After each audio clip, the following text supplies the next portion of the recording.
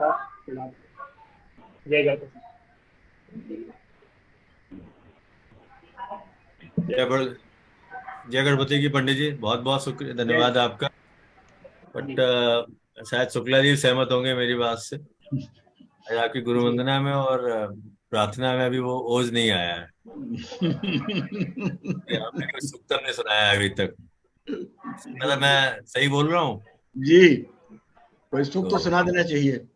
हाँ, सूक्त के बिना आप अधूरा है अभी आपका।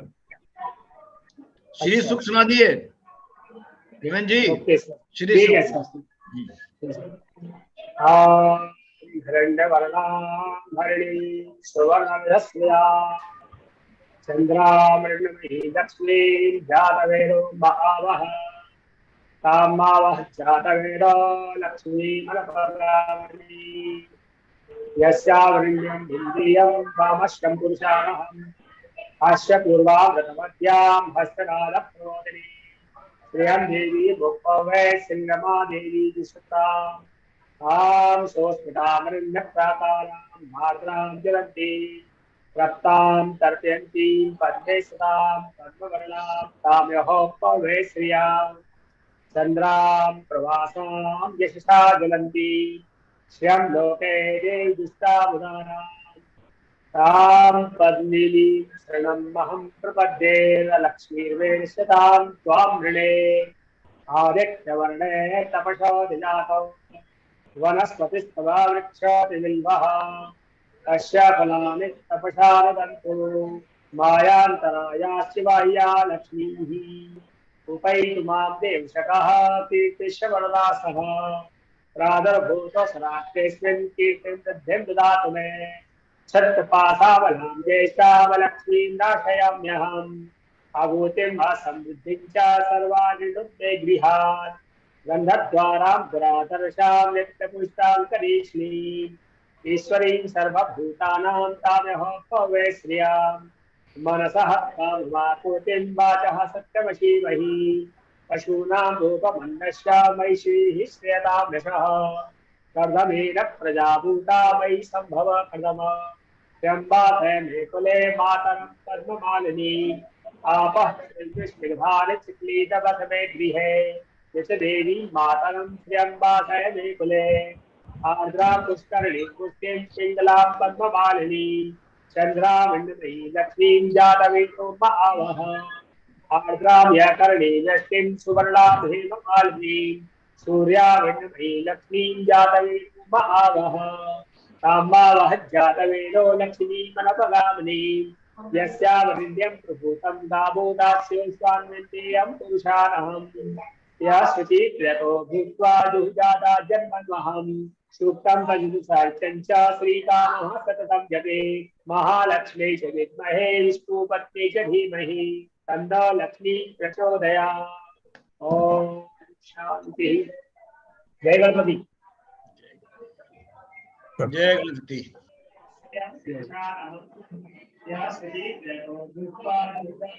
धन्यवाद पंडित जी आपका। महालक्ष्मी च विद्महे विष्णुपत्नी च धीमहि तन्नो लक्ष्मी प्रचोदयात्। आपके इस जय गणपति। हाँ, जय गणपति पंडित जी। अब स्वास्थ्य वचन से, अब आपके मंत्रों से थोड़ा ऊर्जा प्राप्त हुई है वहां पर। धन्यवाद पंडित जी आपका। जय गणपति। बिल्कुल ऊर्जा प्राप्त हो, कार्य आरंभ निर्विघ्न संपन्न हो, निर्विघ्न चलता रहे, गुरु जी के आशीष वचन हमको सुनने को मिले। जय गणपति।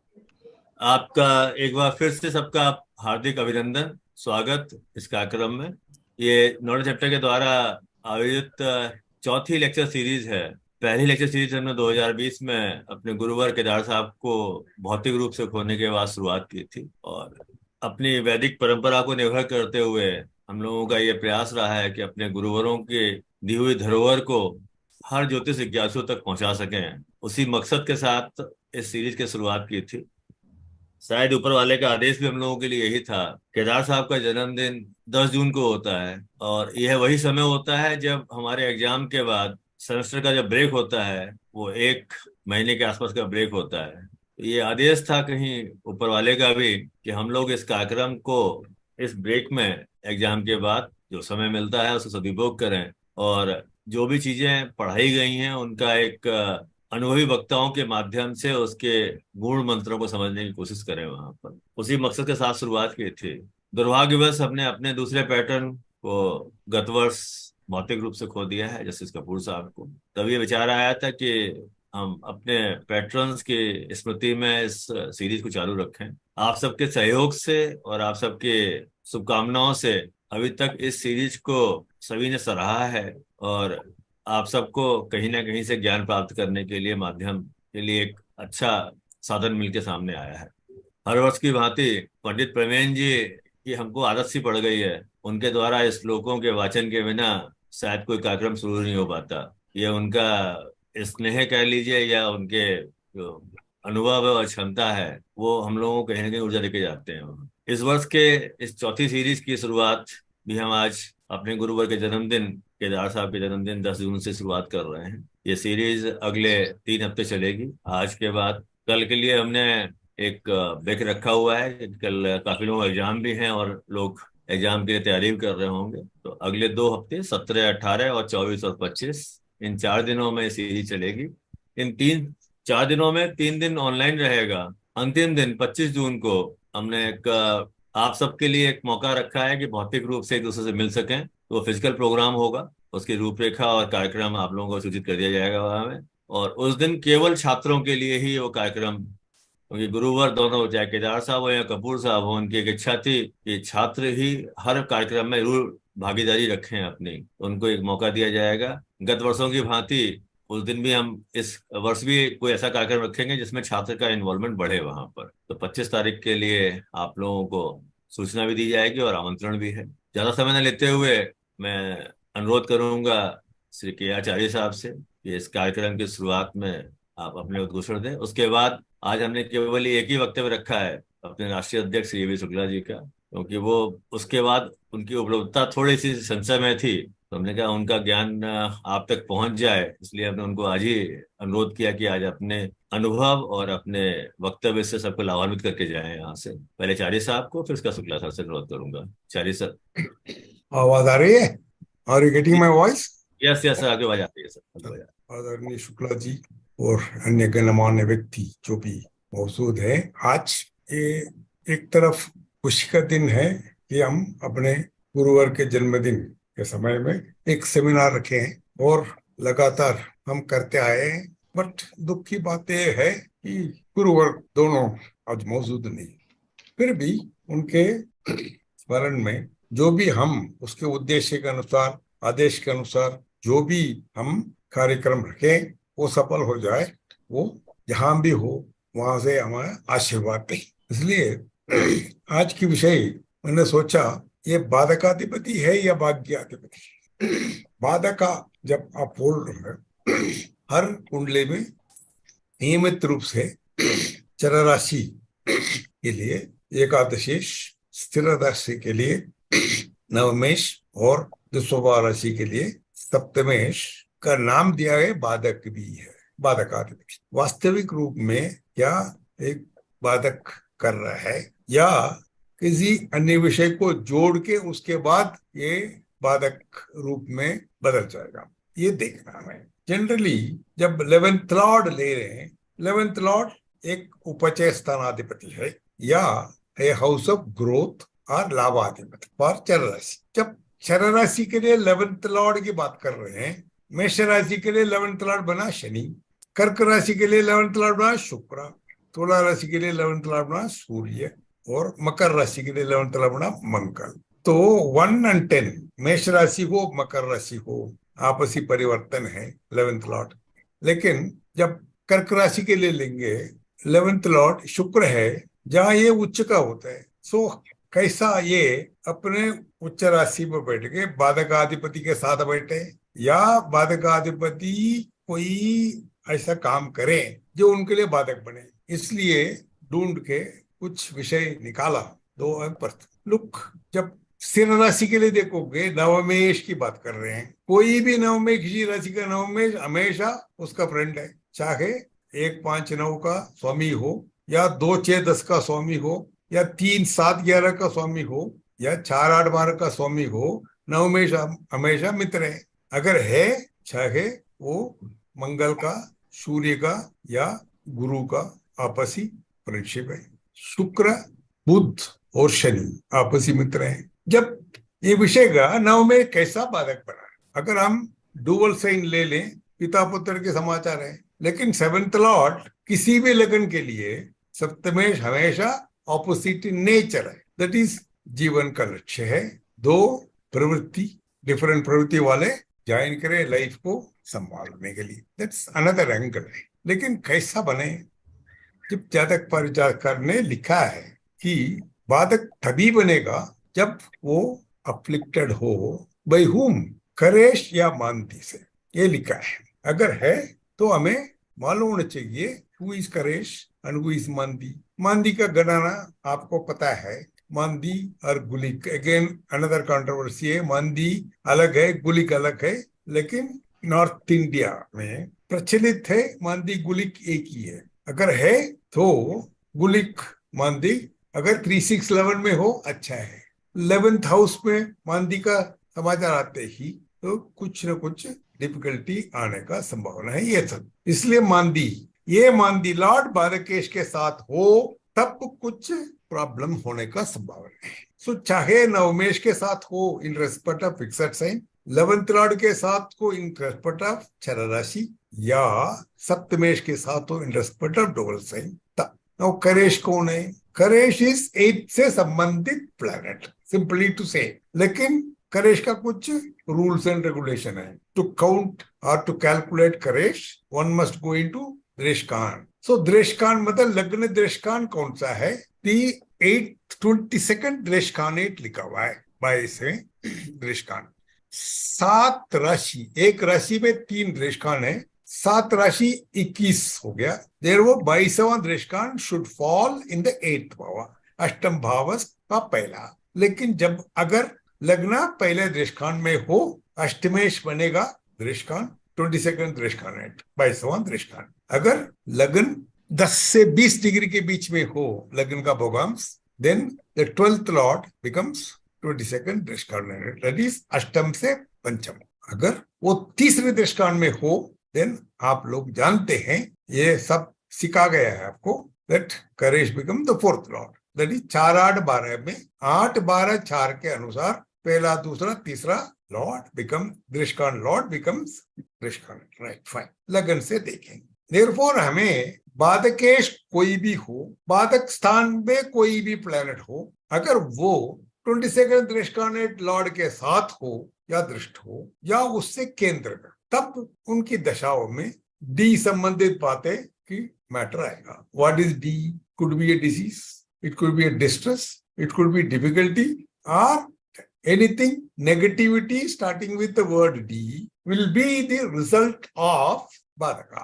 अगर वो नहीं है, then आप निश्चित रहिए बाधक का नाम लेना नहीं है उस कुंडली में। ये समझने की कोशिश कर रहे हैं। That is, but another classical text से और लगन से आप देखो, instead of saying from लग्ना और लगन से देखो, ये है वो है, ये तो research will say. Our experience is that in respect of फरीस प्रश्न शास्त्र में वो अप्लाई करें, इसमें this is the point. No apply to the horoscope of our gurus. Kedar ji का जो भी हॉरोस्कोप है वो मकर लग्न का है, सॉरी कर्क लग्न का है, राइट, और गुरु जी कपूर का मकर लग्न का है। देयरफॉर अष्टमेश कौन है आप जानते हो, तो वो अष्टमेश कहां पर है? Anybody who can put their horoscope? Sir horoscope डाल सकते हैं क्या? सर अभी रेडली अवेलेबल शायद होगा, शायद ही मैं देखता हूँ अगर होगा तो। नहीं है तो मैं बता देता हूँ। हाँ, शेफाली कैन हैव डिस्प्ले कर सकते हैं, ठीक है, नहीं तो बता देता हूँ। कर्क लग्न 2nd हाउस में मार्स, जून, जुपिटर, केतु ना। देन 12th हाउस में मून एंड वीनस और सन इन दी 11th house, sorry Mercury and Venus है 12th हाउस में। सन मून इज इन धनु राशि, पूर्वाषाढ़ नक्षत्र, and Saturn in the 7th भाव, राहु इन दी 8. Okay, this is his horoscope. So when you see the 8th lord from Lagna is in the 7th bhava. Now he is the second Dreshkan, born in second Dreshkan, 16 degrees kuch hai. Therefore, if you take that, then the 12th lord becomes, and 12th lord is in the 12th bhava aspecting Lagna. That's the only thing. Now, who is the 11th lord? 11th lord is Venus, that is also with. So that means the 11th lord becomes the Badaka. And planets associated with 11th bhava, sun also become Badaka. So sun is posited in the 11th bhava. Now, any planet in Kendra to that, their dasha will definitely give some problems. That is another incident of dasha.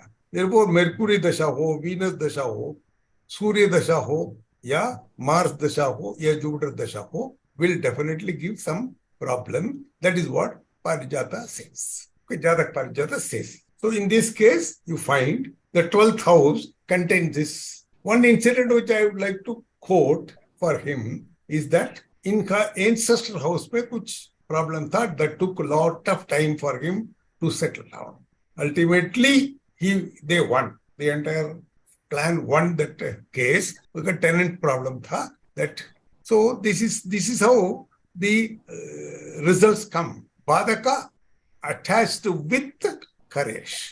Then only it will create some problem. What sort of problem depends upon where it is posited, how it is posited, what is the signification of that bhava. Everything has to be taken into consideration. For look at that horoscope of Kapoor Saab.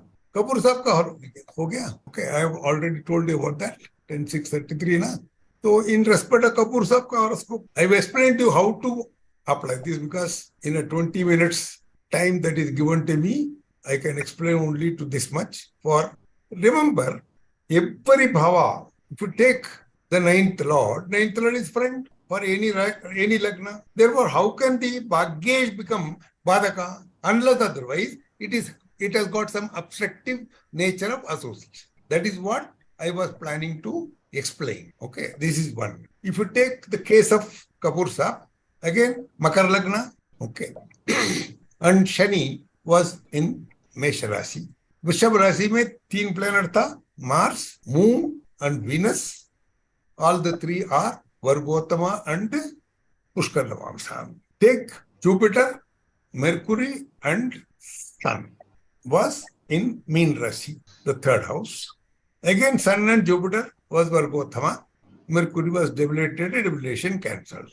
Now, in the case of Mercury, in the case of Makar Rashi, 8th lord is Sun. Sun is posited in the 3rd bhava, along with Makar Rashi ka 11th lord Mars, but it's not there. Therefore, the situation differed. Okay, much can be explained when a full class is given so that we show the research. This is a beginning for you to take up that negativity should not come in the minds of astrologers. They must find out the root cause of the word Badaka and then try to analyze and remove the difficulties. This is what I was planning to highlight in the course of this horoscope. Okay, thank you very much. Fine. Thank you, Charya sir, for insight of the. And आज केवल purpose ये था कि गुरुवर केदार साहब और कपूर साहब भी चारी साहब को अपना हनुमान मानते थे. बिना हनुमान के इष्ट की आराधना नहीं हो सकती है, गुरु की आराधना नहीं हो सकती है.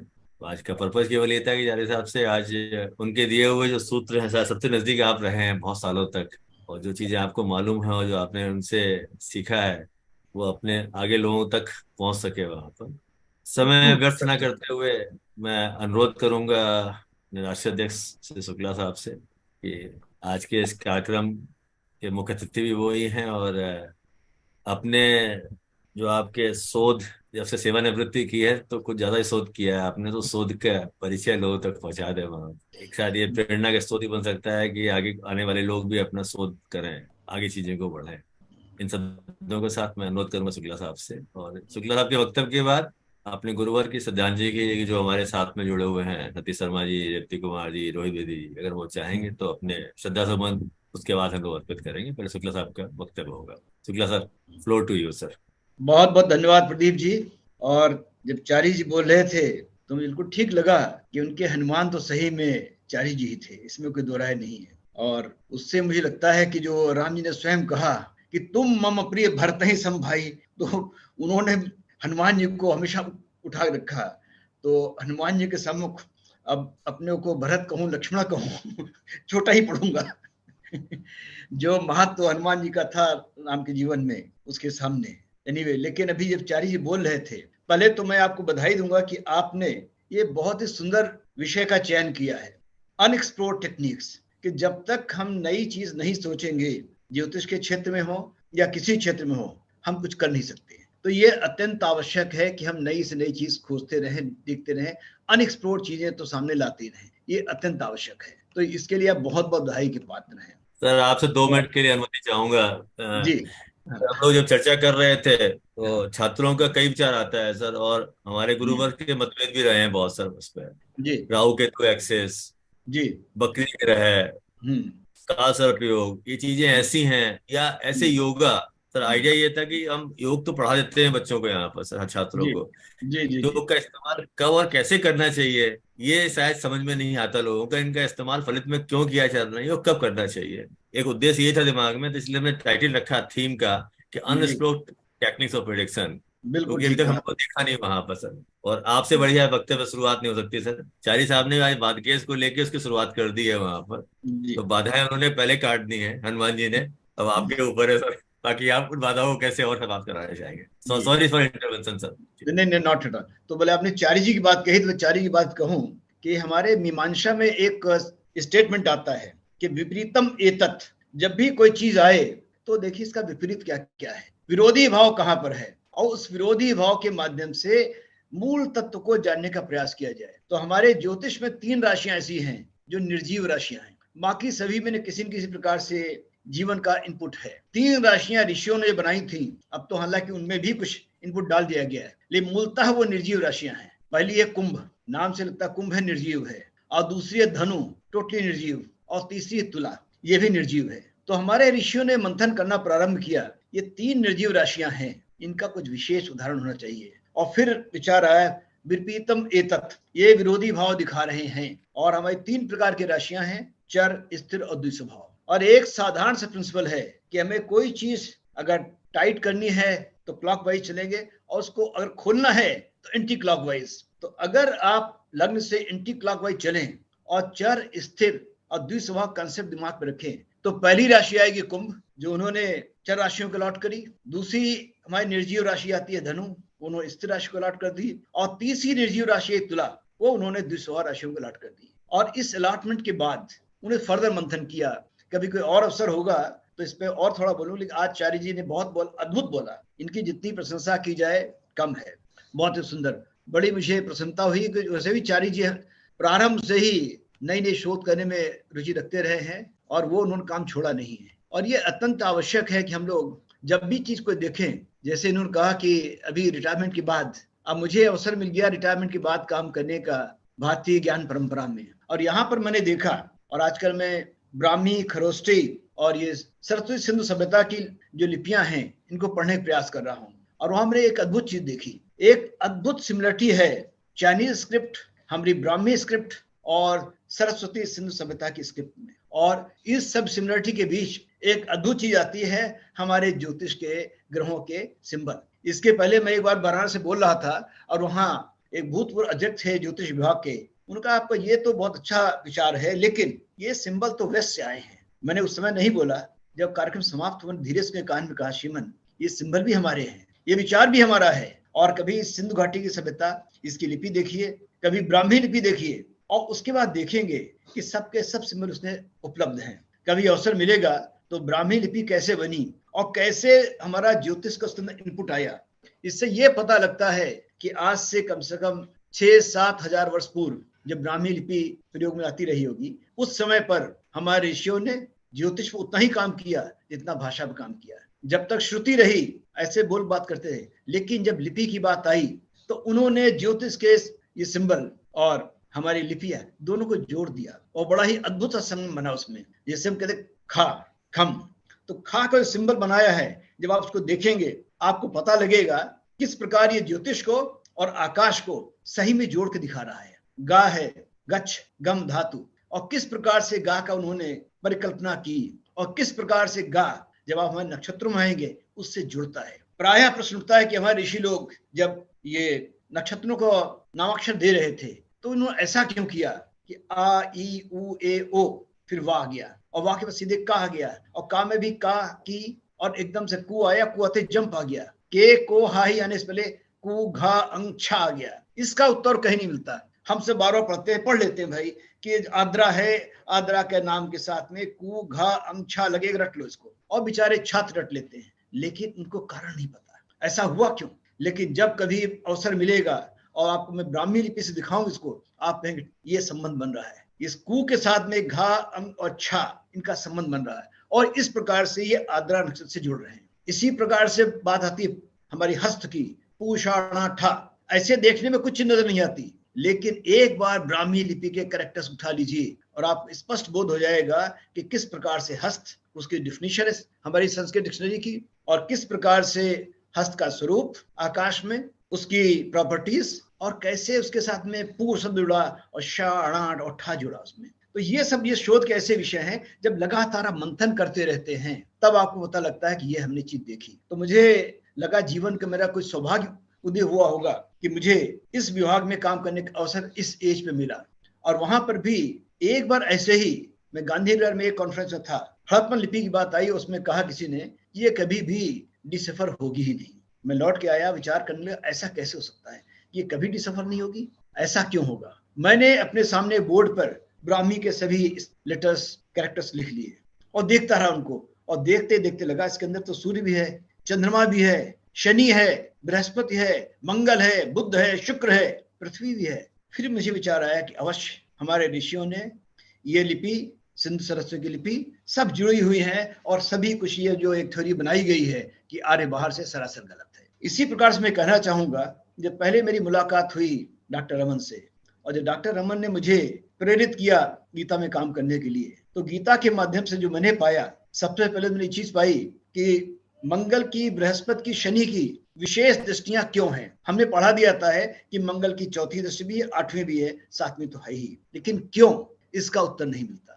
इसके उत्तर के लिए आपको भगवद गीता खोलनी पड़ेगी और इसका श्लोक अव्यक्तादीनि भूतानि व्यक्त मध्यानि भारत अव्यक्त इंधिनान्येव तत्र का परिदेवना, इस पे मंथन करेंगे तो न केवल आपको इन तीनों बाह्य ग्रहों की विशेष दृष्टियां पता लगेंगी, अपितु तीसरी दृष्टि और 10वीं शनि की में अंतर क्या है ये भी पता लगेगा। मंगल की चौथी दृष्टि 8वीं से किस तरह की भिन्न है पता लग जाएगा। बृहस्पति 5वीं दृष्टि क्या देगा और 9वीं से क्या देगा, इसको जानने के लिए आपको बारंबार मंथन करना पड़ेगा इस एक श्लोक पर कि अवक्त्यादीनि भूतानि व्यक्त मध्यानि भारत अवक्त इंधिनान्येव तत्र का परिदेवना। इसी प्रकार से मंथन करते करते इस पर मैंने हमारे वक्री ग्रह किस प्रकार से वक्रत्व पाता है, यम नक्षत्र, देव नक्षत्र, अंतर क्या दोनों के बीच में और क्यों है, किस प्रकार से वो विशेष फल देंगे, और इसी पे काम करते करते धीरे धीरे मुझे प्रत्येक नक्षत्र के विशेष गुण क्या हैं वो पता लगे कि किस प्रकार से पुनर्वस से पुष्य डिफरेंट है। इसका उत्तर और कहीं नहीं मिलेगा आपको।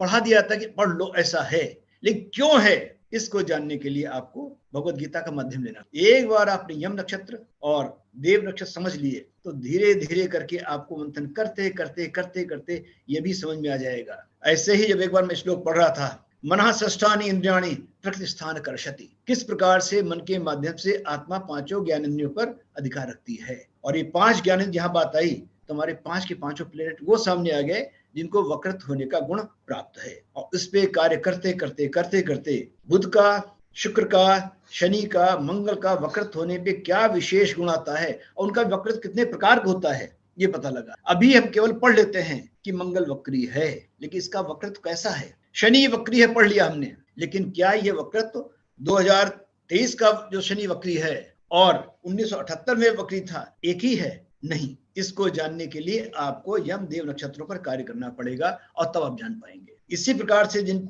4 नक्षत्रों में जिक्र किया पहले, आद्रा, हस्त, पूर्वाषाढ़ एंड उत्तराभाद्र, ये जो अतिवर्ती नक्षत्र हैं ये क्यों बनाए गए ऋषियों ने, कैसे बने और इनका फल बाकी से कैसे डिफरेंट है, अगर इसको जानना है तो इसके लिए हमें शास्त्रों को भी पढ़ना। यहाँ तक पहुंचने के लिए मुझे भगवद गीता, कठोपनिषद और एक दो अन्य ग्रंथ भी उनकी सहायता लेनी पड़ी, तब जाकर के मैं वहां पर पहुंच सका। लेकिन इसके लिए मैं पहले तो आभारी हूं केदार जी का और कपूर साहब के, जिनके साथ में हम लगातार जाते रहे, बैठते रहे। अगर इस प्रकार का ग्रुप न बना रहा तो शुरू में 1980, 81, 82 में बैठ के मंथन करते ना हम लोग एक साथ डॉक्टर रमन के पास गए होते, ना आज जहां पर हम लोग खड़े इस प्लेटफॉर्म पर यहाँ खड़े नहीं होते। तो एक जो ग्रुप बना, रोजाना शाम लोग बैठते रहे, बैठ कर चर्चा होती रही और चर्चा करते मंथन करते यहाँ तक पहुंचे हम लोग। और प्रायः हम लोग 80 से लेकर के 84 के बीच के पीरियड में क्या पढ़ा है, कैसे पढ़ा, इसकी चर्चा किया करते हैं। अनफॉर्चुनेटली इस प्रकार के अब डिस्कशन समाप्त हो गए। मैं प्रायः कहा करता हूं कि आचार्य पादम आदत्ते, आचार्य केवल आपको 1/4 पढ़ा पाएगा, जो भी ज्ञान है इसका 1/4 ही दे पाएगा। पादम सुमेधया, 1/4 आपको तब मिलेगा जब आप बैठ के कुछ होमवर्क करेंगे। पादम सह ब्रह्मचार्य, और 1/4 के लिए आपको ग्रुप डिस्कशन करना पड़ेगा, जो हम लोग किया करते थे। उस प्रकार के ग्रुप डिस्कशन आप अगर नहीं करेंगे तो बात आगे बढ़ेगी। एंड पादम काल क्रमेण च, उनका 1/4 फिर भी रहेगा, वो ईश्वर कृपा से ही मिलेगा।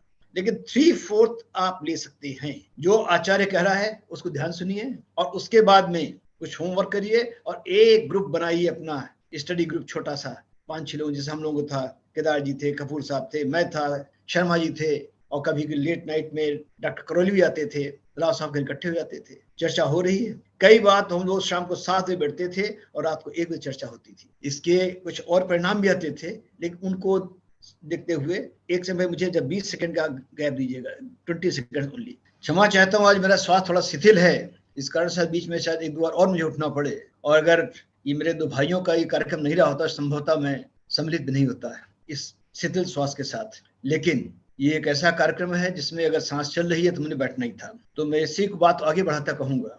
और इसमें सबसे अधिक आनंद मुझे तब आया जब इन पे काम करते हुए मुझे अनुरक्त ग्रह CPPL, central planet of previous life, इस पे कार्य करने का अवसर प्राप्त हुआ। और आज मैं बिना किसी संकोच कह सकता हूं कि अगर कुंडली में आपने CPPL पे विचार नहीं किया तो बाकी गणना में कहीं न कहीं पे कुछ कमी रह जाती है। जैसे आज के लिए प्रदीप जी ने कहा कि राहु के तो कुछ बात की जाए, तो मैं इनकी बात मानते हुए यहीं से प्रारंभ करता हूं। तो जिनका भी जन्म केतु के नक्षत्र में हुआ है, यानी अश्विनी, मघा एंड मूल, उन सबका अनुरक्त ग्रह या CPPL बनेगा राहु। तो आज उस राहु की थोड़ी चर्चा करेंगे प्रदीप जी की बात को मानते हुए। राहु, अब जैसे सभी जानते हैं, राहु माया है, एक छलावा है, एक दूसरा वेश, एक दूसरा परिवेश को अडॉप्ट करने में समर्थ है। तो जब कभी भी राहु आपका CPPL बनता है, या मैं दोबारा कहूं, अगर आपका जन्म अश्विनी, मघा या मूल के नक्षत्र में हुआ है, तो ये स्पष्ट बता रहा है कि पिछले जन्म में आप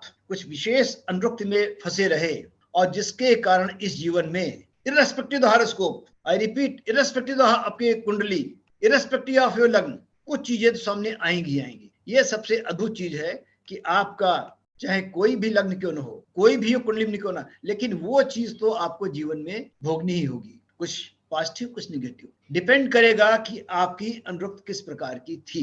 क्योंकि आज पूरा मैं तो कवर नहीं कर सकता हूं कि राहु कैसे कैसे क्या दिखाता है, लेकिन आज मैं आपको राहु लग्न में होता है तब क्या क्या कर सकता है उसको दिखाऊंगा। और इसके लिए एक प्रिंसिपल का मैं प्रयोग करूंगा, जिसको मैंने नाम दिया है परस्पर द्विभावाद भावम। नॉर्मली हम भावाद भावों की बात करते हैं, लेकिन मैंने इसको थोड़ा और मॉडिफाई किया है और इसको द्विभावाद भावम है, और इसको आगे मैंने एक शब्द और डाल दिया है कि परस्पर। ये किस प्रकार से परस्पर द्विभावाद भावम कार्य करता है, इसको मैं आपको भी दिखाता हूं। तो पहले तो राहु की विशेषता समझ लें कि अगर राहु आपका CPPL बन गया है तो क्या क्या देगा आपको। राहु हम सभी जानते हैं कि राहु ने छल करते हुए, एक दूसरा वेश धारण करते हुए दूसरे कैंप में चला गया, और फलस्वरूप वो एक न रह करके सौरभानु राहु के 2 में बट गया। पौराणिक कहानी है, हम सभी जानते हैं, एस्ट्रोलॉजिकली स्पीकिंग देयर 2 पॉइंट्स, लेकिन हमारे ऋषियों ने पौराणिक कहानी इसलिए बनाई ताकि उनके माध्यम से हम इसके कैरेक्टर को समझ सकें कि ये क्या दिखाएगा। तो राहु चूंकि सर है केवल और केतु धड़ है, और आपने अनुभव किया होगा कि आपके दांत में मान ली थोड़ी सी चिप निकल जाए कहीं से भी, अब आपकी जीभ लगातार उस जगह पर जाती रहेगी। वो दांत पहले भी वहां पर था, लेकिन जब तक वो कमी नहीं आई थी, जीभ को उसकी अवस्था नहीं देखने को हुई थी। लेकिन जैसे ये बोध हुआ कि यहाँ पर ये कमी आ गई है, तो जीभ लगातार वहीं जाती रहेगी, और तब तक जाती रहेगी जब तक भोजन या किसी अन्य चीज से वो कमी किसी में टेम्परेरी फिल न हो जाए। तो ये मानव का स्वभाव है कि हमारे अचेतन में भरा हुआ है कि जिस चीज का हमारे जीवन में अभाव है उसको हमने पूरा करना है। अब राहु के पास सर है लेकिन धड़ नहीं है, तो जीवन की जो भौतिक सुख हैं उनको भोगने के लिए शरीर चाहिए, वो उसके पास नहीं है। तो क्या करता है राहु? सदैव उसकी अनुरक्ति भौतिक सुखों की ओर रहेगी। केतु क्या है? उसका शरीर है, धड़ है, सर नहीं है। सर के माध्यम से ही आप अचेतन में जाते हैं। अतः केतु क्या करेगा? आपको अचेतन के माध्यम से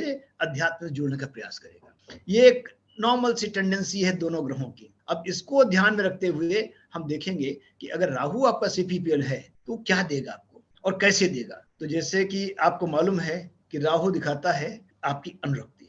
अब राहु अगर लग्न में बैठा हुआ है, और यहाँ पर मैं राहु की केवल इस कंट्रोवर्सी में जाते हुए कि 5वीं 9वीं दृष्टि है या नहीं है, जो एक सर्वमान्य सिद्धांत है कि 7वीं दृष्टि तो है ही, उसकी बात करूंगा। तो राहु आपके सप्तम को देख रहा है। सप्तम आपकी सभी प्रकार की पार्टनरशिप, लाइफ पार्टनरशिप, आपकी सभी प्रकार की कामनाएं, शारीरिक वासनाएं, उनको दिखाता है। और ऐसा राहु जब लग्न में आके बैठ गया है, आपके मन को से जोड़ दिया है, राहु स्वयं सर है और आपके सर पे आके बैठ गया। दैट मीन्स कि पिछले जन्म में आपका मन लगातार इन चीजों ऐसा भटका, उसके कारण से कई बार आपने ऐसे कार्य किए जिनके लिए आपको दूसरे कैंप में जाना पड़ा, दूसरी टेरिटरी में जाना पड़ा। अब दूसरी टेरिटरी क्या हो सकती है? एक, आप दूसरे धर्म की एक्टिविटी में हिस्सा लें, एक वो जो सोशली एक्सेप्टेड नॉर्म नहीं है उसमें हिस्सा लें, एक है छल का कपट का हिस्सा लें अपनी वासना की पूर्ति के लिए, और ये कि कभी किसी दूसरे प्रोहिबिटेड लैंड में चले जाएं, वहां कुछ करके आ जाएं, या इसी प्रकार की अन्य विकृतियां रही हैं जीवन में। अब वो अनुरक्त रह करके आपको परेशान करती है, और इस अनुरक्त का परिणाम ही होता है पहली बात कि जब भी राहु CPPL या अनुरक्त ग्रह बनेगा तो ये दिखा रहा है कि पिछले जन्म में आपकी मृत्यु साधारण ही थी, असाधारण थी, either bye an accident, bleeding और बाय पॉइजन। बड़े ही विशेष परिस्थितियों में मृत्यु हुई, और मृत्यु के समय जहां तक के मन में ये बोध था कि अनावश्यक कामनाओं के कारण आज मैं इस परिस्थिति में फंसा हूं, अगला जन्म जब मिलेगा तो इस ऋणानुबंधन को मैं पूरा करने का प्रयास करूंगा। अब इस परिप्रेक्ष्य में हम आगे देखते हैं। तो इसीलिए मैंने कहा था कि लग्न कोई भी हो और कुंडली की योग कैसे भी हो, ये एक रहेगा ही रहेगा कि पिछले जन्म में मृत्यु असाधारण थी, पिछले जन्म में आप विभिन्न प्रकार के अनुभव से गुजरते हुए और कुछ ऐसी सीमाएं लांग गए जो आपको लांघनी नहीं चाहिए थी। अब इसके आगे देखते हैं कि आगे अलग अलग कैसे बनेगा, कि उस जो आप बाहर चले गए उसका फल क्या हुआ। इसको देखने का मैंने तरीका निकाला है। वो तरीका मैं ऐसे देखता हूं, सबसे पहले ये देखते हुए कि जो लग्न क्या है, ये हमारे 8वें का 6ठा भाव है और 6ठे का 8वां भाव है, यानी 8वें भाव से तो देखेंगे लग्न को तो ये 6ठा भाव आएगा। मैं रिपीट करूंगा, अगर कुछ नए लोग उनके लिए, पुराने से समझ गए होंगे कि 8वें भाव से जब गिनना प्रारंभ करेंगे तो लग्न आपको 6ठा पड़ेगी, और 6ठे भाव से जोड़ना प्रारंभ करेंगे 8वां आएगी। अब इसको जरा मंथन करेंगे, विचार करेंगे कि हुआ क्या, यानी 8वें भाव से शत्रुता और 6ठे भाव में जो भी था उसका अंत। अब ये दोनों इस जन्म में दिखाए जा रहे हैं, लेकिन इसका कारण कहीं न कहीं पर पिछले जन्म जुड़ा हुआ है। अब हमारा 8वां भाव क्या है? 8वां भाव हमारा गुह्य विद्याएं है, बिलो सरफेस एक्टिविटी है, माइनिंग है, सीक्रेट एक्टिविटी है। इसकी शत्रुता वो आपके लग्न में आ गई। अर्थात ये पता लगा कि पिछले जन्म में आपने कुछ ऐसी एक्टिविटी हिस्सा लिया जिनमें ये सभी चीजें इन्वॉल्व थी, और इस जीवन में आपको उसका विपरीत भाव लेना पड़ेगा। अब 6ठा भाव क्या हुआ? आप सभी जानते हैं, कंपटीशन भी है, शत्रुता भी है, लॉ एंड ऑर्डर भी है, वगैरह वगैरह। मैं सब काउंट करने नहीं जा रहा हूं अभी, यहाँ पर नहीं, संक्षेप में बता रहा हूं, बाकी आप सभी ज्ञानी हैं। उसका 8वां भाव आ गया। अब ये दिखा रहा है कि आदमी को इस जन्म में इन दोनों भावों से लड़ना पड़ेगा। दैट मीन्स आपको अवॉइडेबल कंपटीशन, एनिमिटी को फेस करके विक्टोरियस बनना पड़ेगा, और कई बार ऐसी फंस करके आप बाहर निकलेंगे। Again you shall be victorious. ये मजे वाली बात है कि लग्न में आके बैठ गया है, तो ये नहीं कह रहा हूं कि मैं आप हारेंगे, आप जीतेंगे, लेकिन उस परिस्थिति से गुजरने के बाद, उससे गुजरने के बाद में आपको एक बार स्टिफ कंपटीशन से, उस शत्रुता से गुजरने के बाद और कुछ सीक्रेट अनडिजायरेबल एक्टिविटीज से फेस करने के बाद में आप विक्टोरियस होंगे, क्यों? ये पिछले जन्म का ऋणानुबंधन पूरा हो जाएगा। अब दूसरा क्या हुआ, इसको पुनः देखते हैं।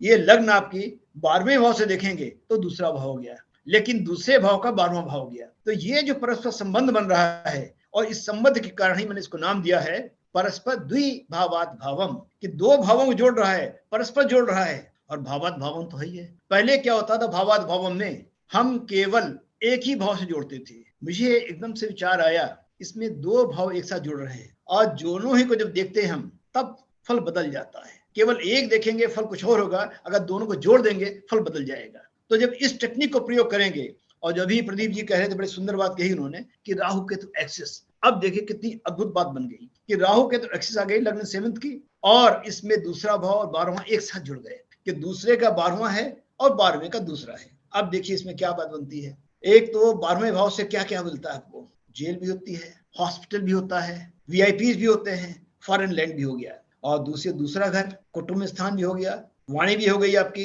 लिटरेचर भी हो गया, खान पान भी हो गया, इसका 12वां हो गया। लेकिन इतने से ही बात नहीं बनेगी। अब आप ध्यान देंगे थोड़ा और कि यही चीज क्या है, लग्न हमारी चौथे का 10वां है, यानी चौथे भाव से जब आप काउंट करना शुरू करेंगे लग्न बनेगी 10वां। जैसे कपूर साहब एग्जाम्पल दे रहे थे चारी जी कि उनके लिए मेष लग्न में, मेष राशि में उनका शनि बैठा हुआ है और लग्न है मकर, तो चौथे भाव से शनि मकर को देख रहा है 10वीं दृष्टि से, तो चौथे भाव का 10वां भाव हो गया, और 10वें भाव का चौथा भाग है, तो 10वां और चौथा ये भी जुड़ गया और दूसरा 12वां जुड़ गया। अब दोनों के फल को हमें एक बार जोड़ देखना पड़ेगा कि नेट रिजल्ट क्या बना, और उसके साथ में बीच में क्या चीज आ गई, राहु केतु एक्सिस।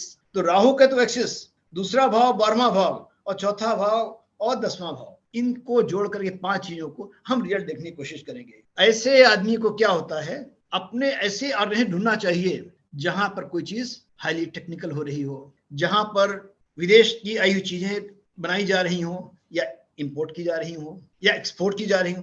तात्पर्य यह है कि विदेशियों से वास्ता पड़ रहा हो, और अगर विधर्मियों से भी वास्ता पड़ रहा है तो और भी अच्छी बात होगी, ये सोने में सुहागा हो गया। अब जब ये चीज सामने आती है तो ये आदमी एकदम बहुत राइज कर जाता है। तो यही राहु केतु एक्सिस और यही CPPL उस आदमी को टॉप पर पहुंचा देगा। लेकिन अगर ऐसा नहीं होता है तो आदमी पूरे जीवन भर भटकता रहता है कि उसका ऋणान बंधन पूरा नहीं हो पा रहा है। अब होता क्या है कि राहु केतु एक्सिस के साथ में जब दूसरा भाव, 12वां भाव, चौथा भाव और 10वां भाव जुड़ गए, इन 10वां भाव आपका profession, 4th your comfort, 12th foreign and VIPs, 2nd आपका पूरा परिवार, इन सब के बीच में एक सामंजस्य बन गया। अगर आपने पिछले जन्म का ऋणानुबंधन अब की बार पूरा कर लिया, अब आपको कोई कष्ट नहीं होगा, आप लगातार सीढ़ियां चढ़ते चले जाएंगे और इतनी उन्नति करेंगे जो आशातीत होगी। आप किसी भी चैलेंज, किसी भी ऐसे आदमी देखिए इसका राहु CPPL हो, लग्न में बैठा हो, और वो आदमी अगर ऐसे किसी फील्ड में काम कर रहा है, देखिए बहुत ऊपर गया होगा। लेकिन अगर ऐसा नहीं है तो आप देखेंगे उसके जीवन में लगातार अप्स एंड डाउन आते रहेंगे। अब जीवन में सुख का अभाव होता रहेगा, बार बार सुख ढूंढेगा और बार बार समस्या आती रहेगी। अब आगे बढ़ते हैं थोड़ा सा, क्योंकि तुम्हारा स्वास्थ्य थोड़ा शिथिल है और पूरा भी करना है, भाइयों को श्रद्धांजलि देनी है।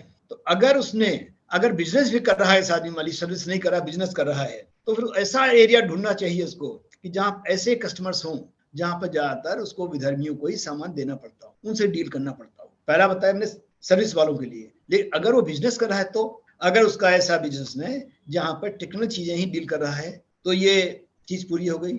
अगर वो विधर्मियों को चीज दे रहा है, उनसे ले रहा है, तो ये कंडीशन पूरी हो गई। तो पिछले जन्म में जिसने दूसरे एरिया में जा करके लक्ष्मण रेखा क्रॉस कर चला गया, अब इस जन्म में लक्ष्मण रेखा क्रॉस करके वहां से जो संबंध बना करके उसको कंपनसेट कर रहा है। पिछले जन्म का ऋणान बंधन अब पूरा हो रहा है। अब थोड़ा सा और आगे बढ़ते हैं, इसको आगे बढ़ाते हुए, ये लग्न अगर तीसरे भाव से देखना शुरू करेंगे तो तीसरे भाव का ये हो गया 11वां भाव, और 11वें भाव से देखेंगे तो तीसरा भाव हो गया। अब ये एक अद्भुत चीज हो गई कि तीसरा और 11वां, तीसरा भाव क्या होता है हमारा, तीसरा इज कम्युनिकेशन, तीसरा इज सहज भाव, तीसरा ये पराक्रम। अब इन सभी चीजों को हमें जोड़ देखना होगा कि कैसे क्या फल अब बनेगा। इसके साथ में हम क्या करेंगे, 5वां 9वां भाव और जोड़ देंगे। 5वां क्या होता है, आपकी मंत्र साधना, आपकी हायर एजुकेशन, आपके संतान। 9वां भाव आपका धर्म हो गया, आपके धर्म की निष्ठा हो गई, आस्था हो गई, आपकी पिता और गुरु भी हो गए।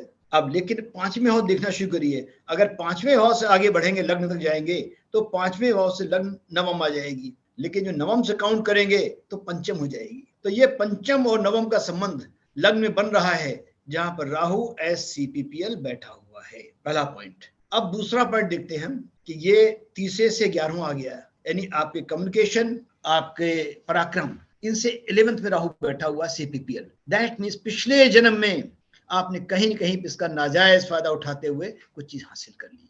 अब इस जन्म में उस ऋणानुबंधन को भोगना होगा।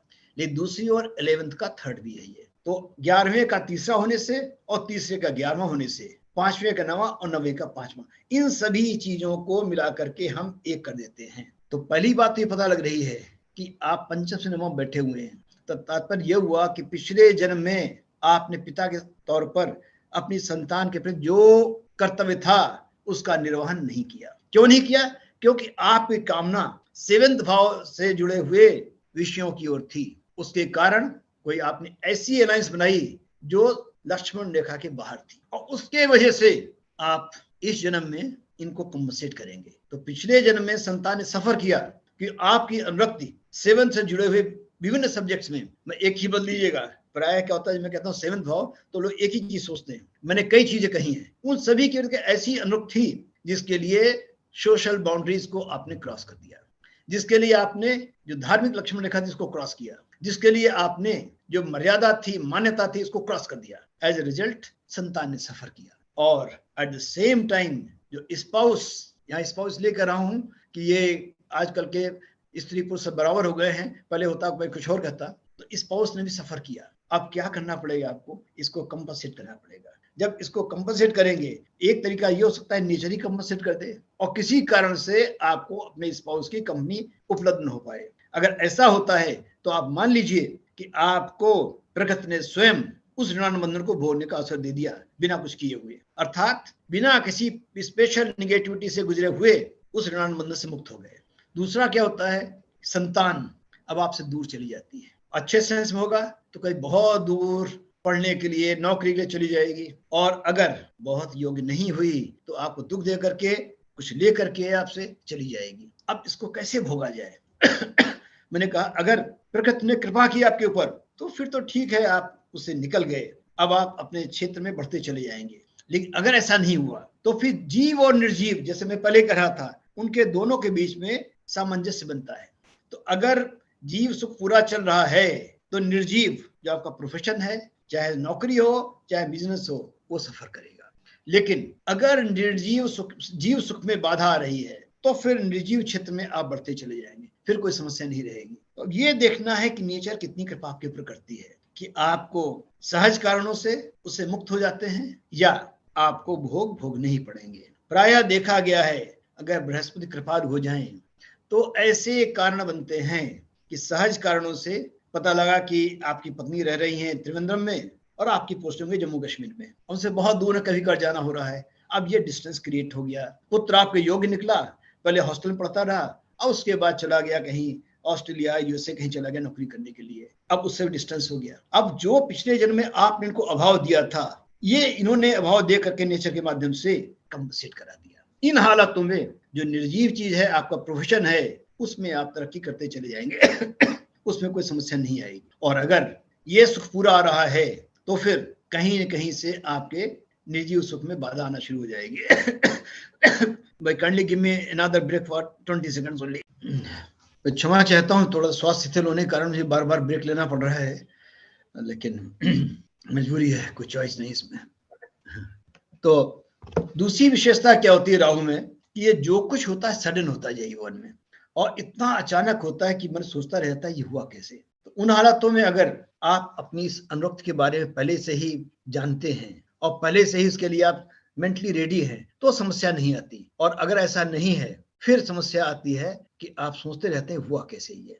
तो इसलिए भी अत्यंत आवश्यक है कि अगर आप इसके लिए पहले से ही तैयार रहें कि सडननेस ना आने पाए कि जीवन में आपके जो सडन हो रहा है सडन न होने पाए तो भी समस्या नहीं आती है। अब तीसरी बात इसमें आती है राहु के बारे में कि जो अगर पता लग जाता है आपको, आप सात्विक तरीके से कंट्रोल करना चाहते हैं तो क्या करें आप, that is another point of view. क्यों ज्योतिष का लाभ तभी है कि जब आप इसको ढंग से देखें और समझें। और आप देखेंगे इसमें कि चूंकि ये 5वें से 9वां भी है और 9वें का 5वां भी है, तो इससे एक थोड़ा स्पष्ट हो जाता है कि राहु वैदिक रेमेडी की जाए तो संतुष्ट हो जाएगा कि 5वें का 9वां और 9वें का 5वां केवल यही दिखा रहा है कि वैदिक रेमेडी करेंगे आप तो पिछले ऋणानुबंधन को पूरा कर सकेंगे। और उसके पश्चात आप जिसमें पड़े हुए झंझावात में उससे निकल सकेंगे। एट द सेम टाइम क्योंकि 11th लाभ स्थान, उपचय स्थान इसका पराक्रम स्थान है, ये भी यही दिखा रहा है कि यदि आप पराक्रम करते रहे और वैदिक तरीके से किया आपने कि 5वां 9वां दोनों ही हमारे ये सूर्य और बृहस्पति से जुड़े स्थान है। अगर आप काल पुरुष की दृष्टि से देखेंगे तो लग्न काल पुरुष का स्थान है, यानी मंगल के स्थान है। तो एक तरीके से देखेंगे सूर्य मंगल और बृहस्पति तीनों जुड़ रहे हैं और बीच में राहु केतु की एक्सिस आ रही है। तो अगर आप वैदिक तरीके से रेमेडी करने का प्रयास करते हैं तो ये समस्या सुलझ जाती है। और अगर इस जन्म में भी वैदिक रेमेडी करके आप शॉर्टकट में पड़ते हैं तो फिर समस्या और बढ़ती चली जाएगी, जहां चले थे वहीं पे फिर आ जाएंगे। जिन भावों का आपने अभाव ढूंढ रहे थे वो आगे बढ़ता चला जाएगा। एंड देन प्रश्न आता है कि राहु के लिए कैसी रेमेडी होनी चाहिए, कैसे कैसे किया जाए। तो सबसे सुंदर तो राहु का अपना वैदिक मंत्र है, जो किसी ज्ञानी पुरुष से, जिसको स्वयं किसी अधिकारी लग से मिला हो, उससे, जैसे हमारे प्रवीण जी हैं, इनके माध्यम से आप इसको सीख लीजिए। मतलब जिससे भी सीखें, पुस्तक से पढ़ने से काम नहीं चलेगा, कि जिसको स्वयं आज्ञा नहीं मिली है। आप कैशियर हैं, बहुत सारे नोट आप पर रखे हुए हैं, लेकिन क्या आप घर ले आ सकते हैं? नहीं। तो उसी प्रकार से जो भी मंत्र कहीं लिखा हुआ है उसको स्वयं पढ़ने का प्रयास बिल्कुल न करें। आप किसी अधिकारी व्यक्ति से जो स्वयं कहीं से दीक्षित हो, जिसने स्वयं किसी परंपरा से उसको प्राप्त किया हो, उससे राहु का वैदिक मंत्र प्राप्त कर ले। वैदिक मंत्र ये जो आजकल शॉर्टकट चलता है, उसके फेवर में नहीं है। अभी कहीं बात चल रही थी, मुझे एक बात याद आ गई। एक सज्जन थे, इस उंगली में पुखराज पहने हुए थे, बड़े ज्ञानी आदमी थे। हमने कहा आपने कभी ध्यान दिया है कि कभी भी हवन करते समय इस उंगली कहाँ रखते हैं आप? माला जपते से कहाँ रखते हैं आप? इसका नाम तर्जनी क्यों है? तर्जनी का संस्कृत अर्थ क्या बनेगा, क्या बता सकते हैं? अब वो थोड़ा चौंके। हमने दूसरी बात, अगर ईश्वर की ये इच्छा होती कि आपकी उंगलियां किसी ग्रह को रिप्रेजेंट करें, तो सबसे पहली उंगली बनाई होती चंद्रमा की, क्योंकि चंद्र कुंडली हमारे जीवन में बहुत इंपॉर्टेंस रखती है। जो भी गणना होती है चंद्रमा से होती है, दशा चंद्रमा से निकाली जाती है, नक्षत्र आपका चंद्रमा से पूजा होती है। चंद्रमा की उंगली कौन सी है? हाथ में है कहीं? काल पुरुष का लग्नेश मंगल है, मंगल की उंगली कौन सी है? हमने केवल 5 उंगलियां हैं और 5 तत्व हमारे, आकाश वायु अग्नि जल पृथ्वी। इन पे ध्यान दीजिए। वैदिक ऋषियों ने कभी भी हाथ में ग्रहों की कल्पना ही नहीं करी। हाथ में 12 ये आपके पोर बने हुए, ये 12 राशियां रूप दिखाते हैं, 9 ग्रह नहीं दिखा रहे हैं। और इसीलिए हाथ में 9 उंगलियां भी नहीं है। और नहीं 9 नहीं तो 7 तो होती ही होती, लेकिन चूंकि ईश्वर की और ईश्वर की इच्छा को इंटरप्रेट करने वाले ऋषियों की ये कभी भावना नहीं रही कि हम उंगलियों को और ग्रहों को जोड़ें, इसीलिए हाथ में उंगलियां 5 हैं। तो इस प्रकार से आप शोध करते हुए, मैं फिर रिपीट करूंगा, किसी अधिकारी व्यक्ति से बात करके और आप राहु का वैदिक मंत्र प्राप्त करें, नंबर 1। दूसरी बात कही गई है कि रामचरितमानस में एक बड़ी ही अद्भुत चौपाई है कि जो तप करे कुमारी तुम्हारी, भावी हो मेट सकें त्रिपुरारी। कि सभी प्रकार की संभावनाओं और असंभावनाओं के बीच अगर कोई सामंजस्य बना सकता है तो वो है केवल भगवान शिव। और दूसरी बात मैंने कई बार दिखाई है कि जब सभी नवग्रहों को आप जोड़ देते हैं तो भगवान शिव बन जाते हैं। तो इसलिए किसी भी ग्रह से पीड़ित हो आप, अगर भगवान शिव की आराधना करते रहेंगे तो सुखी रहेंगे। बोलना मुझे और भी था, लेकिन मेरा स्वास्थ्य मुझे इसकी आज्ञा नहीं दे रहा है, तो मुझे यहीं पर स्टॉप करना पड़ेगा। प्रदीप जी करनी टेक ओवर, अब मैं आगे बोलने की स्थिति में नहीं हूँ। सर आपका बहुत बहुत आभार। सर आपका बहुत बहुत आभार कि आप स्वास्थ्य खराब होने के बावजूद भी इस कार्यक्रम में सम्मिलित हुए, और ये हमारे लिए एक हवन है सर। जितनी आहुतियां पड़ जाएं वो अच्छी हैं सर। इस कार्यक्रम के माध्यम से आपने भी मेरे मान की रक्षा करते हुए खासतौर से आपने राहु केतु पे और बाकी चीजों पे वर्णन दिया। जो आपने कहा हमने इस पे बोल दिया तुरंत हाथ गया। तो आपने 2 बातें कही, पीपीटी मत दिखाना और जो कहूँ बोलना, मैंने दोनों बात मान ली आपकी। हालांकि मैंने पीपीटी एक कनेक्शन दे लिया था, लेकिन मैंने कहा दिखाऊंगा नहीं। मनीष को मैंने ऑनली बना रखा था। लेकिन फिर मैंने कहा जब तक बहुत जरूरत नहीं मत बोलना, तो बीच ऐसे काम चलाएंगे, प्रदीप जी नाराज होंगे, ऐसे करूंगा। नहीं सर, क्योंकि आपकी जो बात आप बोल रहे थे ना, ये लोग ध्यान से सुन रहे थे। अन्यथा सर पीपीटी में ध्यान चला जाता है, पीपीटी देखते समय फिर आपको सुनते नहीं है, फिर वो पढ़ने लगते हैं। और सर ये प्रोटोकॉल कहता है ऑडियो विजुअल का कि या तो बोलें या दिखाएं, दिखाने पे फिर वो सुनता नहीं है व्यक्ति। और मैं चाहता हूँ लोग सुने, वहां पर सुनने में जो ग्रहण कर लेगा वो याद रखेगा हमेशा वहां पर सर। और सर शरीर बहुत दर्द हो रहा है, इसलिए मुझे जल्दी यहाँ से निकलना पड़ेगा, जल्दी खत्म करना अच्छा रहेगा। ठीक है सर। कोशिश ये रहती है कि अपना सर जो कार्यक्रम हमारे हैं ये, इनके माध्यम से जो हमारी परंपरा है गुरु शिष्य की, वो जीवित रहे और वो जैसा आपने कहा कि छोटे छोटे ग्रुप में बनाएं, शायद सर वो खुद नहीं कर पा रहे हैं, तो हम कोशिश करते हैं कि साल में एक बार इनको यहाँ इकट्ठा कर लें और यहीं पर वो चर्चा कर लें और ग्रुप में बैठें, कम से कम बात करने की एक ठीक है। Thank you, please take care of your health. Please. अब मैं सर चाहूंगा कि जो केदार साहब के साथ जुड़े हुए लोग हैं, मैं पंडित सतीश शर्मा जी यहाँ उपलब्ध हैं, मैं उनसे अनुरोध करूंगा कि अपने श्रद्धा सुमन केदार साहब को अर्पित करने के लिए आप इस ग्रुप में संबोधन करें, तो शायद आपकी अपनी जो उनके संग पुराना एसोसिएशन रहा है वो बहुत जरूरी भी है और काम का भी है। पंडित सतीश शर्मा जी। नमस्कार, शुक्ला साहब को नमस्कार, सभी पदाधिकारियों को नमस्कार, सब लोगों को नमस्कार। राहु पर बोलते हुए और शुक्ला साहब ने सीमाओं का अतिक्रमण नहीं किया, आश्चर्य की बात है। राहु तो बाउंड्रीज को क्रॉस करके बाहर निकल जाते हैं।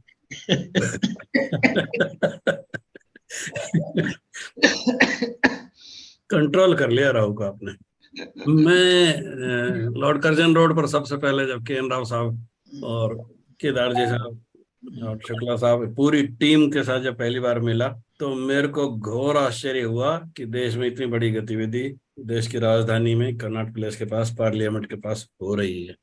मेरा सौभाग्य था कि मैं इनसे जुड़ा और इतना जुड़ा कि केदार साहब, के एन राव साहब, जे एन शर्मा साहब, बाद में खेमराज गौड़ साहब मेरे विद्यार्थियों को जयपुर पढ़ाने बहुत बार आए और मैंने एक फोन किया और तुरंत आए और कोई सुविधा नहीं मांगते थे, कुछ शर्त नहीं लगाते थे, साधारण खर्चों में हमारा काम हो जाता था। और जयपुर चैप्टर को खड़ा करने में आपकी बहुत बड़ी भूमिका रही। मैं केदार जी को किस तरह से कृतज्ञता ज्ञापित करूं, इतनी आत्मीयता और ऐसा शिक्षक, साक्षात बृहस्पति, देखने में भी और बोलने में भी समन्वयवादी। कपूर साहब का इतना आना नहीं हुआ पर वो भी साक्षात बृहस्पति। तो हम लोगों के पास शब्द नहीं है, आने वाली पीढ़ी को इनके कंट्रीब्यूशन का अंदाज भी नहीं होगा कि इन लोगों ने कितना ज्योतिष के लिए किया है। एक ज्योतिष क्रांति देश में भारतीय विद्या भवन दिल्ली से शुरू हुई, आईकास ने शुरू की और इतना विस्तार पाई। शुक्ला साहब के समय तो इसका अनंत विस्तार हुआ, पर इन नींव के पत्थरों को हमको सबको याद रखना बहुत जरूरी है। धन्यवाद चतुर्वेदी जी, आपने इस लौ को जलाए हुआ है। मुझे आज ऐसा भी लगता है कि ऐसे और भी पात्र हैं जिनको चाहे केदार जी के स्मृति मंच पर ही आप ले आवें, जैसे खेमराज जी गौड़ है, उनका कंट्रीब्यूशन भी कम नहीं था, बहुत सारे चैप्टर खोले है आईकास के उन्होंने, तो उनको भी ले आवें और इसको कंटिन्यू करें। और उनकी स्मृति में अलग अलग किताबें हैं, पर कुछ चीजें दे गए हैं। एक सामूहिक प्रयास मान लीजिए, चाहे उनका भी कंट्रीब्यूशन मान लीजिए, जैसे डबल ट्रांजिट है सैटर्न जुपिटर का, कुछ चीजों को हाईलाइट करने वाली कोई एक्टिविटी होनी चाहिए। ये जो डिजिटल प्लेटफॉर्म पर जो आप करते हैं ना, इसको कोई 100 साल बाद या 500 साल बाद याद नहीं रखेगा, पर 500 साल पहले लिखी गई किताब और उनके बारे में वो 500 साल बाद भी पढ़ी जाएगी। किताबों से स्मृति रहती है। किसी धन्ना सेठ को आप इतिहास में कभी भी याद नहीं रखेंगे, किसी सेठ का नाम याद नहीं होगा आपको इतिहास में, परंतु बुक्स और त्याग तपस्या जिन लोगों के जीवन में थी, जैसे भामाशाह, उनको आप याद रखेंगे। तो आप कर सकते हैं क्योंकि आपने उनकी स्मृति को जीवित रखा है। और शुक्ला साहब जैसे प्रतिभाशाली अध्यक्ष हमें मिले हैं, इनोवेटिव हैं, लगातार काम करते हैं, आप सब लोग काम कर रहे हैं। हमसे तो आप जो भी अपेक्षा करेंगे, सहयोग चाहेंगे, हम करेंगे। संस्मरण बहुत सारे हैं, उनको रिकॉर्ड में लाइए कृपा करके। तो जब लिखने बैठेंगे तो एक एक चीज उनकी याद आएंगे और उनको एक संकलन करके कुछ ना कुछ उनकी स्मृति में असर गढ़ दीजिए, जो अगली पीढ़ी के भी काम। नमस्कार, बहुत बहुत धन्यवाद। धन्यवाद पंडित जी। आज का लेक्चर बहुत अद्भुत था। शुक्ला साहब ऐसा लगता है राहु ग्रह पे बैठ के आए हैं, कुछ नया दे दिया साहित्य से बाहर जाके जी। और इन पर बहुत काम करने की जरूरत है, क्योंकि राहु को लेके राहु का ग्रह मंडली में सबसे ज्यादा बड़ी भूमिका है। माया के प्रतिरूप है, ईश्वर के अलावा वेदांत में माया ही है जो सब कुछ दिखती है, सब ग्रहों को नियंत्रण में ले लेती है। शुक्ला साहब इन चीजों को ला रहे हैं एक एक करके, ये संग्रहणीय है और हम लोगों को काम करने के लिए प्रेरणा देती है। और ऐसा मंच मिल जाए जैसा चतुर्वेदी जी प्रदान कर रहे हैं तो स्मृति भी रहेगी और इनोवेशन भी रहेगा। बहुत बहुत धन्यवाद, सबको प्रणाम। धन्यवाद पंडित जी। और जैसा आपने दो चीजें बताई, केदार साहब की स्मृति में 2021 में उनके जितने आर्टिकल्स का एक संस्करण, एक कंपाइलेशन हम लोगों ने एक बुक के रूप में सर्कुलेट किया था, और इस कार्यक्रम के अंत में वो फिर दोबारा बांटेंगे। जी और रही बात आपके संस्मरण के निकालने के लिए, तो शुक्ला साहब से ही मैं प्रेरणा लेके इस वर्ष मैं सेवानिवृत्त हो रहा हूँ। शायद अब मैं ज्योतिष को समय ज्यादा दे पाऊँ, तो पहला कार्य यही होगा कि अपने उन श्रद्धेय गुरुवर की याद में एक दो संस्करण निकाल सके। ये वायदा रहा कि अगले साल की लेक्चर सीरीज के पहले संस्करण सीरीज में कुछ ना कुछ जरूर निकलेगा। इस बात का वायदा आज मैं आप सबके सामने कर रहा हूँ, और कोशिश करूंगा जितना प्रयास होगा उतना आप लोगों की मदद के साथ से कर सकता हूँ। रोहित वेदी साहब भी केदार साहब के साथ बहुत पुराने समय से संबंधित रहे हैं, और इसमें राष्ट्रीय उपाध्यक्ष भी हैं। रोहित वेदी जी, अनुरोध है कि आप अपनी कुछ यादें अगर आप हमारे संग साझा करना चाहें। रोहित वेदी जी नहीं, कल से उपस्थित हैं हम लोगों के साथ। तो वेदी साहब नहीं आ रहे हैं, तो मेरी अपनी याददाश्त में हाँ, वेदी चतुर्वेदी साहब साहब आ गए। प्रणाम। नमस्कार सर, नमस्कार। आपने नमस्कार। बहुत समय लिया। जी जी वेदी साहब। बहुत बढ़िया चल रहा है आपका, बहुत बढ़िया चल रहा है। मैं तो केदार साहब के साथ आपके जो संबंध थे, जो उनकी संग स्मृतियां थी, जी, अगर वो आप साझा करना चाहें, अनुरोध वो आपसे मेरी यही तो होगा। सारी ऐसी बचपने वाली सारी स्मृतियां हैं, क्योंकि जब ये सारे लोग इकट्ठे होते थे तो मैं अपनी अल्प बुद्धि और अल्प ज्ञान के हिसाब से उसमें कूदता रहता हूँ। जैसे आज की तारीख में छोटे बच्चे होते हैं और बड़े बुजुर्गों के बीच में खुदमबाजी करते रहते हैं, वो मैं परेशान ही करते हैं। और मुझे भी लगता है मैंने इन लोगों के जर्नी में हमेशा परेशान ही किया, चाहे वो दिल्ली से चेन्नई का हो, चाहे दिल्ली से जयपुर का हो, चाहे दिल्ली चंडीगढ़ का हो, चाहे कानपुर का हो। कहीं भी जब भी हम जाते थे तो हमारे साथ में ये इसी प्रकार के होते थे। ये लोग सीरियसली एक चार्ट डिस्कस करते थे और मैं अपने बचपने वाली उगलबाजियां करते ही रहता।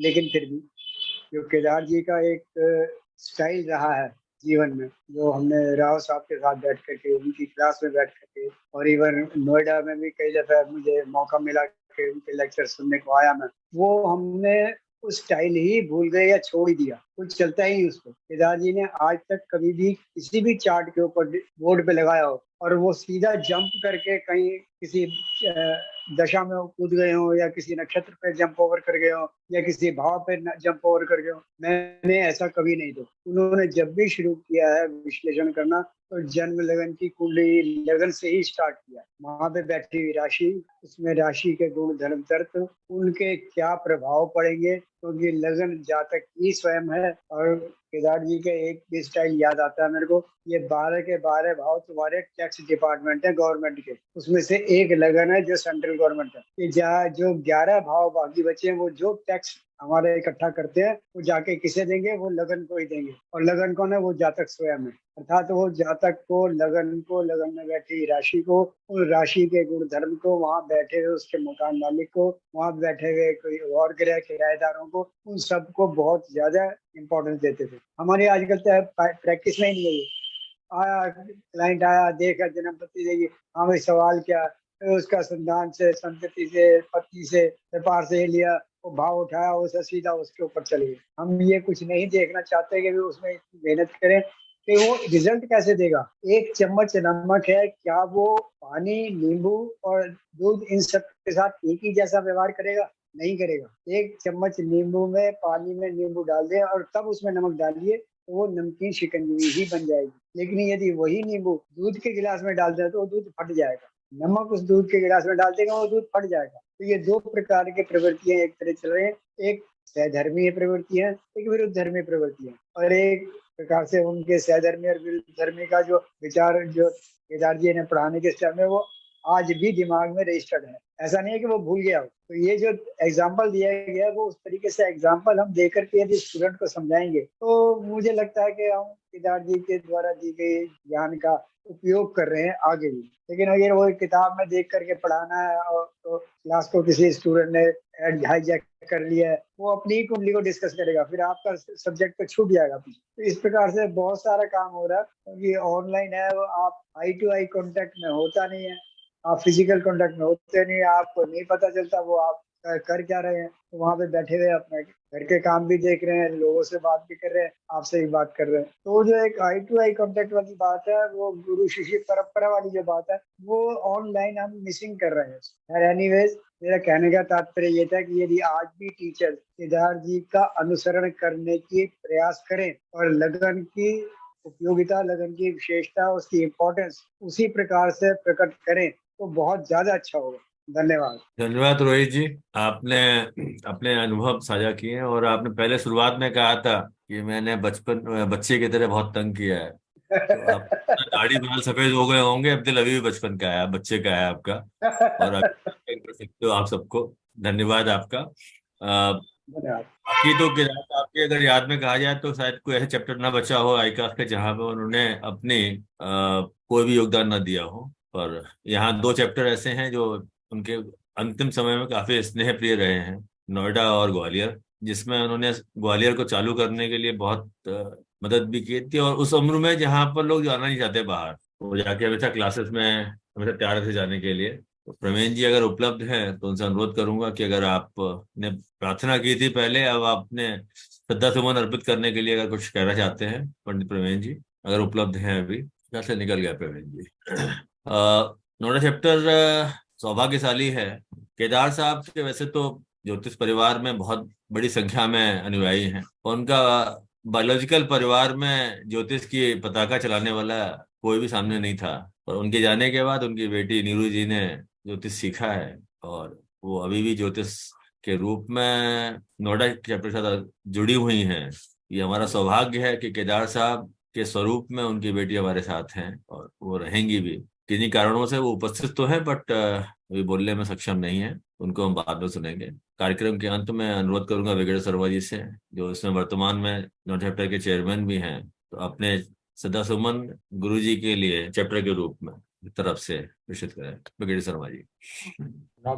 We have actually no words to explain as to what kind of a man he was. दूसरे अध्याय के अंदर शुक्ला सर ने 28वें श्लोक की बात करी। मैं अक्सर 54वां श्लोक की बात करता हूँ, जिसके अंदर अगर स्थित प्रज्ञ को कहीं देखना है तो केदार जी की शक्ल फोटो को देख लो। तो बोला शक्ल को मेरी देखकर खुद को बनाया है उसने। इनकी शक्ल को असल में देख के वही पता लगता है कि क्या है, किस प्रकार की शख्सियत है। जहाँ तक रही बात उनके पढ़ाने की, वो कला तो माहिर। सबसे पहला सवाल हमेशा पूछा करते थे, बताइए चंद्रमा कहाँ पर है। वो स्टार्ट इसी से करा करते, कोई भी क्लास हो, और फिर डांट लगाया करते थे कि तुम लोगों को अगर चंद्रमा का नहीं पता है तो पूरे ट्रांजिट का कैसे पता हो। तो डेली का ट्रांजिट देखने के लिए, डेली के ट्रांजिट देखने के लिए वो अक्सर बताया करते थे और पंचांग के ऊपर भी जोर देते थे कि पूरा पंचांग उनको पता होना चाहिए, क्योंकि उसके ऊपर बहुत कुछ निर्भर। अपनी बुक्स के माध्यम से वो हमारे साथ हमेशा से हैं और हमारा मार्गदर्शन करते रहेंगे। I am Indeed grateful to all the speakers, particularly so Chari sir and Shukla sir. Shukla sir का ये लेक्चर जो सा है CCPL के ऊपर, we will have to request him to speak on this topic some other time again. I am sure he will not say no to our request. आज उनका स्वास्थ्य भी थोड़ा ठीक नहीं है, हम प्रार्थना करते हैं कि उनका स्वास्थ्य जल्दी ठीक हो और वो स्वस्थ रहें। God bless you. That's all. Thank you so very much sir. और thank you Pradeep sir. मैं आज के सब महानुभाव जो हाजिर हैं, जिन्होंने ज्वाइन किया, अपना समय दिया, रेवती सर भी हाजिर हैं, सेक्रेटरी साहब भी हाजिर हैं, अगर वो 2 शब्द बोलें तो शायद वो भी बड़ा अच्छा रहेगा। Sharma sir, thank you very much. Manish is also there. Thank you everyone and all. Revati दिखाई तो नहीं पड़े। रेवती जी हैं सर? हैं सर, रेवती हैं, रेवती जी हैं। रेवती कुमार साहब सर नमस्कार। नमस्कार। मैं वीडियो तो ऑफ करके रखा था सर, इसलिए। अच्छा, वो मैं दिखाई नहीं, मैंने नाम मुझे मिस कर गया कहीं, मैं दिखाई पड़ा था पहले जी। सर सभी को सादर प्रणाम। आप तो ब्रिगेडियर शर्मा जी ने आह्वानित तो किया ही है, अभी तो मैं बात डायरेक्ट शुरू करूंगा सर, टाइम तो हम सेव कर सकते हैं जी। ये मेरा सौभाग्य है कि मैं इस पैटर्न मेमोरियल लेक्चर में भाग लेने के लिए मिला है मुझे। ये दोनों व्यक्तियों, मैंने in fact I have just admired them as a student. 96 जब मैं ध्यान किया था, केदार साहब ने बेंगलुरु को कई बार आया है, तो हम उनसे एज अ स्टूडेंट हमसे मुलाकात हुआ है। तो एक इम्पोर्टेंट चीज मैं नोटिस किया कि साहब ने क्लासरूम पे आके वो स्टूडेंट से इंटरेक्ट करने के बहुत खुश था। वो हमें पूछता था, ओके वो क्या है, ऐसा क्यों रहेगा, वो क्या पढ़ाते हैं, वो कैसे पढ़ाते हैं, वो आप कैसे समझे है उसको। सो ये it was literally encouraging more than normally सब सीनियर ऑफिस बैरर्स वो चैप्टर को कहीं पे जाते हैं। ये generally some expectation is that the students expect something from the national office bearers that वो उनका विद्वत को थोड़ा शेयर करें। So he was doing both. He used to give the clue, then how we have understood, he used to actually interact with the students and then finally throw extra light on those concepts. That was very interesting.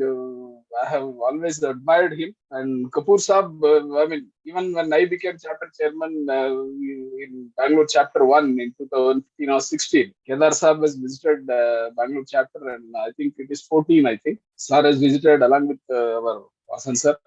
And we've been fortunate to listen to him and then interact with him also. And like Brigadier Sharma Sahab has already said, I have learned many things from his books, 9 Planets in 12 Houses. The first book probably on delineation and dynamic configuration, I think, is Kedar Sahab's first book. I mean, on that topic, that is the first book. So in the whole understanding of the subject, his book was, as a student itself, was a total guide. And even today, we keep referring all his books, including mundane astrology, predictive astrology, etc., etc. They are still source books for us. Although we have not had any too much of personal lectures individually, but his books are still with us. And then, like Brigadier Sharma sir said, he is living with us. And I pay my respects to him through this pattern of, through this lecture series. And Kapoor Saab, I have again only a very strong admirer of him right from the initial times. I have not had much interaction except for the recent interactions when Pradeep sir only gave the opportunity to interact with him in Delhi when we came to the AGM in November 2021. So whenever he has come to Bangalore also, a couple of occasions, we have had his blessings, and his simplicity has always made me wonder. So even at that top level, he has always been very kind enough, almost looking after people and sharing his knowledge without any reservations. Even when we have met personally, he used to ask, hey, have you had any good event in this year like this? The moment he has the name, he will say, okay, you have had any good event. So that connection he used to establish to the individual very well, and then that interaction, everything used to be very nice, and we were happy to have them as our seniors, and we try to emulate them and then go well with the organization, take their cue from them and continue. I again pay respects to Kapoor Sahab also. I thank the organizers, Pradeep Chaturvedi Sahab and Noida chapter, for giving me this opportunity. Thank you. Thanks to all for listening. Thank you. Thank you doctor Hrithik Kumar. Sir Chandrashekhar Sharma भी आए हुए हैं मेरे ख्याल। नहीं, वो चंद्रशेखर दूसरे हैं, शर्मा जी नहीं है। अच्छा, वो दूसरे हैं sir. Doctor Hrithik thank you sir for being, हमें है साहब, चिंता न कीजिए। क्या आप हैं, आ गए सर? हो चंद्रशेखर शर्मा सर, आपका स्वागत है। मुझे नहीं, मैं सुनने के लिए आया हूँ केवल, है ना। श्रवण भक्ति ऐसा हमारे यहाँ श्रुति को सबसे ज्यादा महत्व दिया गया है। और मैं जैसा देखता हूँ, पिछले साल भी था, तो दोनों गुरुवरों ने जो उनके शिष्य तैयार किए हैं, उन्हीं से समझता है कि उनकी महत्ता कितनी थी। हम लोग ग्रंथ भी दोनों छोड़ के गए हैं, और ग्रंथों से ही गुरु की, क्योंकि जो ज्ञान है वो देने की जो प्रवृत्ति है वो ग्रंथों से ही इसलिए ज्यादा महत्व की होती है, क्योंकि इंसान चला जाता है पर ग्रंथ रह जाता। तो और बरामेर ने आपने देखा है किस प्रकार से अच्छी ज्योतिष का वर्णन किया है। दोनों के आप चित्र देखोगे, फोटोग्राफ देखोगे, तो आपको ख्याल में आएगा कि शांत चेहरा, अच्छा बिहेवियर, इसका यदि आपको प्रतीक देखना है तो केदार साहब और हमारे कपूर साहब के चित्रों से भी आपको पता चलता है। ऐसा कहते हैं कि अंग लक्षण नाम का एक हमारे यहाँ पर प्रकार भी है ज्योतिष में, तो उसका हम यदि प्रयोग करें तो हम समझ सकते हैं। मेरे श्रद्धा सुमन दोनों के चरणों में अर्पित करता हूँ। धन्यवाद सर, धन्यवाद। I may just say 2 more words, sir. सूत्रधार का रोल निभाने के लिए सर आपको बहुत बहुत धन्यवाद sir, thank you very much. क्योंकि बिना सूत्रधार के लिए, बिना संजय के तो शायद गीता का प्रवचन हमारे सामने ही नहीं हो पाता। तो सूत्रधार तो नहीं बन सकता, सूत्रधार का बहुत बहुत अहम रोल। Thank you so very much sir, God bless. Thank you Vikat साहब। बट सूत्रधार से ज्यादा जनेऊ के 3 धागे जो गुरु ऋण, ऋषि ऋण और पितृ ऋण को इंडिकेट करते हैं, और शायद कहेंगे जातक के ऊपर या मानव जीवन के ऊपर कभी भी कष्ट नहीं आएगा। अपने पितरों का, अपने गुरुओं का, अपने देवों का स्मरण हमेशा करना चाहिए। आज के इस प्रोग्राम के माध्यम से यही संदेश है आप लोगों के लिए कि जिसने भी आपको कुछ सिखाया है, शिक्षक बना है, उसका आदर हमेशा कीजिए। शिक्षक की कोई उम्र नहीं होती, शिक्षक छोटा भी हो सकता है, शिक्षक बड़ा भी हो सकता है। शिक्षक शिक्षक होता है जिसने आपको बौद्धिक सहायता दी। तो अगर आपने कर्मा थ्योरी में पढ़ा हो 3 सहायताएं, आध्यात्मिक सहायता, बौद्धिक सहायता और शारीरिक सहायता, तो आपके ये 3 जो ऋण हैं वो कहीं ना कहीं, ऋषि ऋण आपकी आध्यात्मिक सहायता, गुरु ऋण आपकी बौद्धिक सहायता और पितृ ऋण आपकी शारीरिक सहायता के रूप में उपलब्ध होते हैं। इन 3 ऋणों को याद रखिए, जीवन में कष्ट बहुत कम आएंगे। इन शब्दों के साथ आज के कार्यक्रम को अगर अनुमति हो आप लोगों की तो समाप्त यही करते हैं। इस कार्यक्रम श्रृंखला आज समाप्त हो रही है।